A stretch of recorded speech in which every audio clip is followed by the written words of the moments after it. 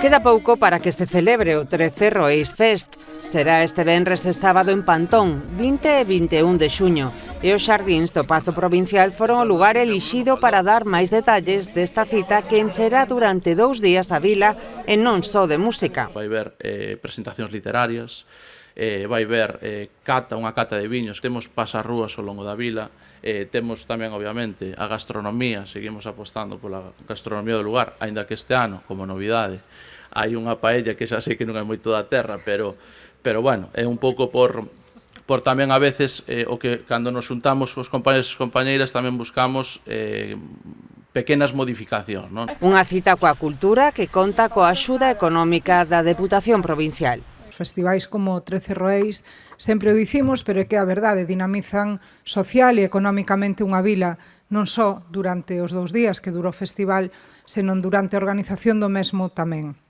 Conflúen sinerxias interxeracionais moi interesantes, dai unha parte da dinamización social, tanto na elaboración e preparación do evento como na celebración do mesmo. É un deber dende as administracións axudar a este tipo de asociacións sen ánimo de lucro que creen no territorio, que creen no proxecto e que queren facer actividades culturais interxeracionais para os veciños e veciñas e a xente do resto do territorio. En Pantón, que é un concello pequeno, pero teñen moito que ver. Temos a Fervenza de Auga Caída, que é a única que nós conocemos na zona, logo temos tamén rutas de senderismo, temos campo de golf, un balneario, e, por suposto, pois temos unha comida especial do que poden disfrutar dos nosos produtos. O festival conta cun cartel musical de luxo coa participación de artistas de renome do panorama nacional e galego, como Ilegales, SES, Taquidarría, Síncope ou Festicultores Trupé.